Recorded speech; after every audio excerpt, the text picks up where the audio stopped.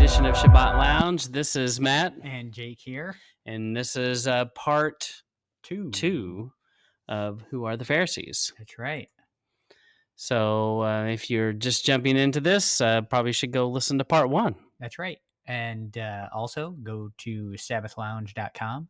Check out all the other things there. We have Torah portions and all of our other videos up, so you can find those.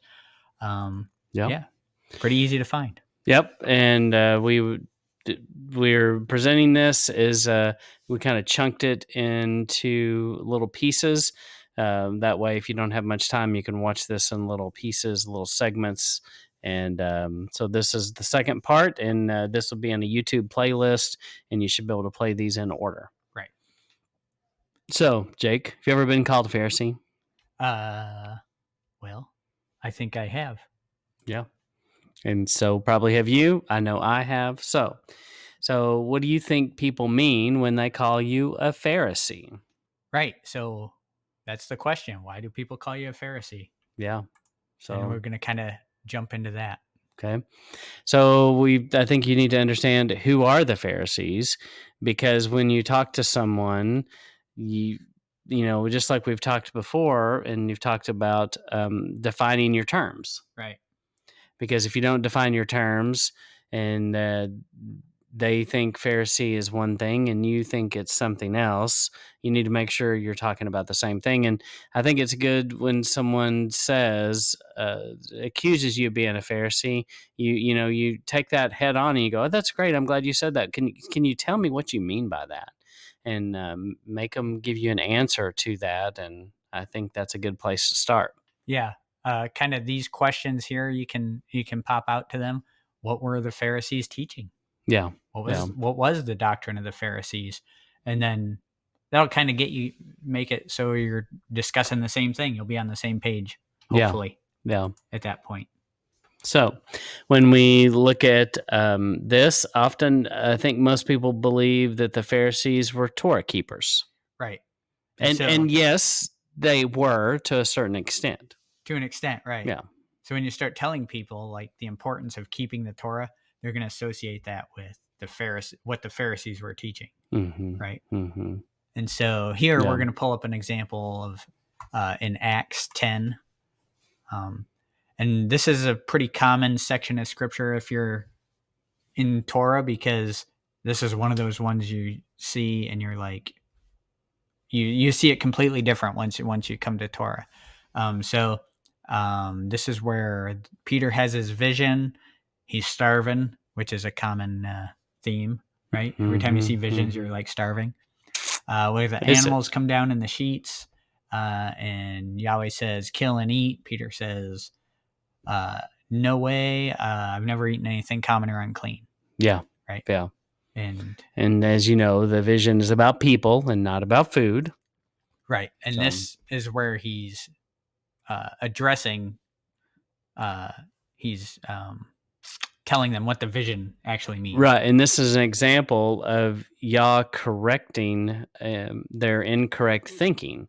And so their incorrect thinking is that some people were unclean because who they were. Right. So here it's going to say, and he said unto them, you know how that it is an unlawful thing for a man that is a Jew to keep company or come unto one of another nation.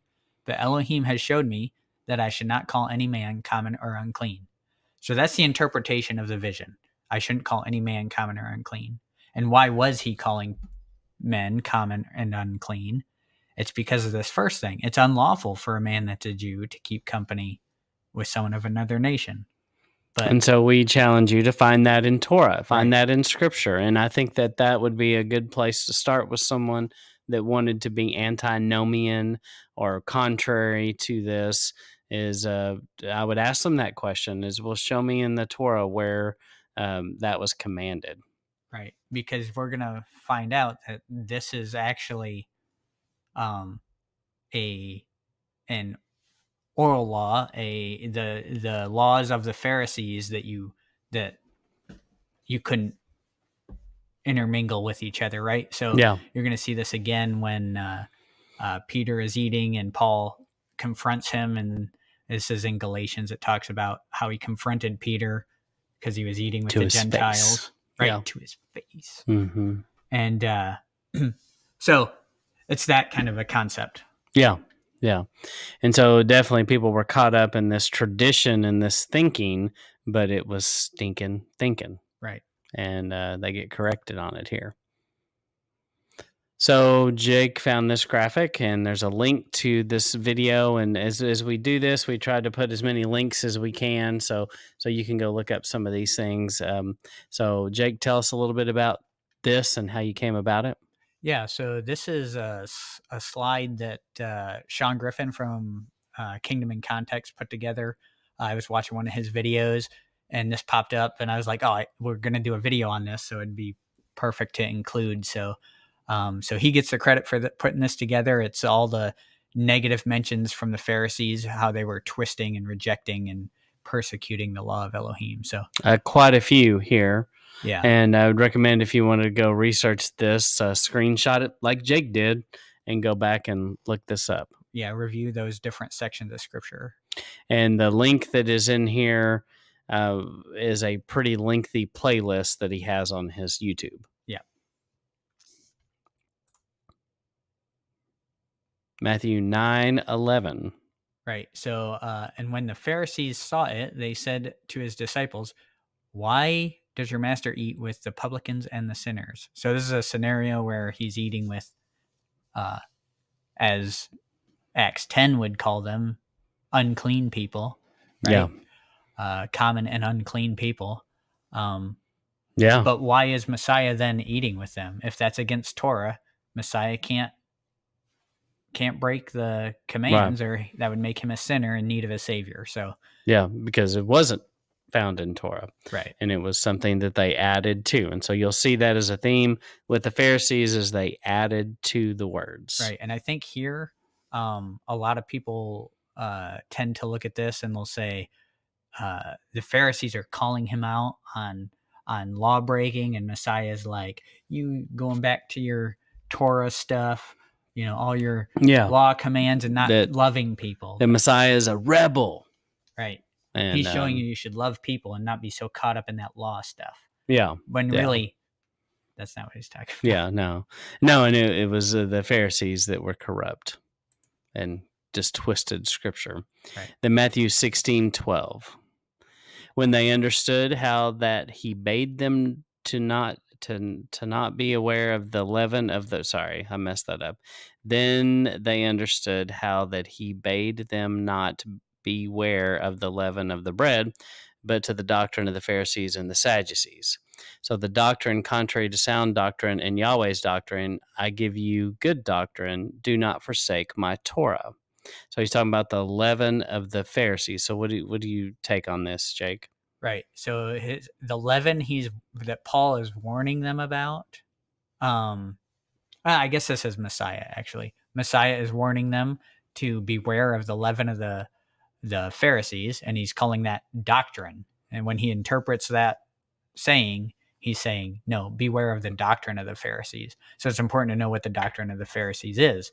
Now, this example at the bottom is from Proverbs 7, I believe it is. He says, I give you good doctrine, do not forsake my Torah. So Yahweh's doctrine is Torah. So the doctrine of the Pharisees is going to be something contrary to that. Yeah. It's going to be a leaven. Yeah, we're supposed to get rid of the leaven.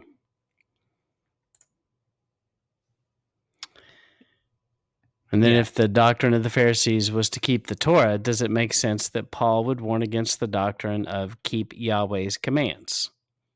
Yeah, and I think I put Paul in here because I do believe he mentions this also.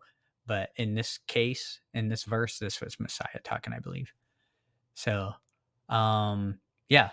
So does it make sense he would call Yahweh's commands leaven? No. That doesn't make sense. The leaven is something that corrupts the lump, right? Yeah. Of dough. The dough. And we don't mean the cash. All right, Matthew 5:20. For I say unto you that except your righteousness shall exceed the righteousness of the scribes and Pharisees, you shall in no case enter into the kingdom of heaven. Well, Jake, that's an interesting one because growing up, I definitely heard about this kind of scripture, and it was presented to me that if you weren't as good at keeping the law as the Pharisees, then you're not going to exceed that. Yeah, you're not getting into the kingdom. Yeah, yeah. But is that what he's saying here?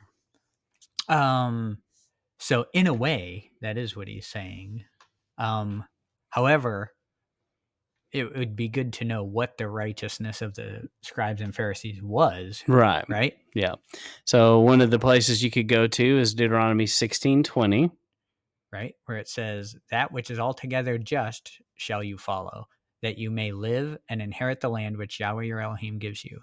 So this word just is what we want to focus on here. And it's Zadok, like Melchizedek, right? And that is righteousness. And it's this idea of uh, what is right or just or normal, rightness, justness, as in like weights and measures, right? You want to have just weights and measures. Mm-hmm. And then down here you see righteousness as of the law. Yeah. So really, It's in F.I. there of sorry, F Roman numeral 1, or the little Roman numeral there, of God is covenant keeping in redemption. yeah, that's interesting there too. So yeah. So, and if you look at the context of Deuteronomy 16 here, he's clearly talking about righteousness being of command keeping, right? Yeah. The commands of Yahweh. So if you're keeping the commands of Yahweh, and that is the path of righteousness, then your righteousness comes from that. Yeah. And so it's those actions that need to exceed that of the Pharisees. And it's really not that hard to exceed the righteousness of the Pharisees, especially because they weren't doing it right. And they had added to it and changed it and made it something that it was not intended to be. And maybe at some point it started off as a good thing. In church they used to teach us that the Pharisees built fences around the fences, and maybe they did some of that, but I think the whole thing where they messed up is they elevated themselves above others and their words above others, and put themselves as men above all others. Yeah, and I think you're going to see that more in part 3 coming up. So stay tuned for that. And you talk about what did Yeshua get mad about? He got mad about stuff like that, and through time, Yah has not shown a lot of niceness to people who overlorded their authority and their power on others. Right. So it usually doesn't end well for them. No, and I think too on this, their arrogance, because that's part of what it is. It's arrogance. Right. And then one thing that I've heard too, I think the common understanding from church perspective is, well, your righteousness exceeding that of the Pharisees comes from the imputed righteousness of Messiah onto you. You can't really exceed their righteousness because they were very pious law keepers. But so you have to count on Messiah's righteousness in order for that to count. So, however, when you look at this is Matthew 5. Messiah has not died and been resurrected at this point. So why would he be telling them that? It doesn't really make much sense. He's saying, no, your actions need to be, you need to be doing right actions. Yeah, that's a good point. So this is in summary. How would you kind of briefly summarize part 2 of Who Are the Pharisees? So we saw that in Acts 10, they had imputed these laws onto people that they had taken as held in equal parts with the Torah, and then we found that was actually added command, not actually a Torah command. The way he was separating people, and then we learned about the leaven of the Pharisees, and how if that is leaven, the doctrine of the Pharisees is leaven, then it can't be set equal to the law of Yahweh, because his law is good and pure and perfect, right? Amen. So, and then exceeding the righteousness of the Pharisees. So your actions do matter.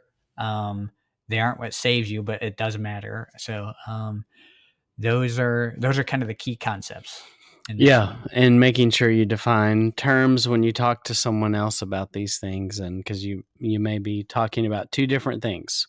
Yep. So, but once again, this is part 2 of a probably 4-part series of the Pharisees, and so this will be in a playlist, or you may watch this week to week. But we just appreciate that you are here. Please leave us a like, comment, subscribe. Anything else, Jake? Hit the notification bell. Yeah, and check please do in. that. You should be on the website weekly reading the Torah portions anyway, right? Yeah. So, So we encourage you to read your scriptures, search your scriptures, see if what we're saying is true. Just don't take our word for it. Don't take anybody's word for it, especially on the internet. Right. Just read it yourself. See what the word says. But we're just here to help and put a few thoughts out there. And as always, check us and hold us accountable if we're saying something way off base. That's right. But we appreciate you being here. This is Matt and Jake signing out.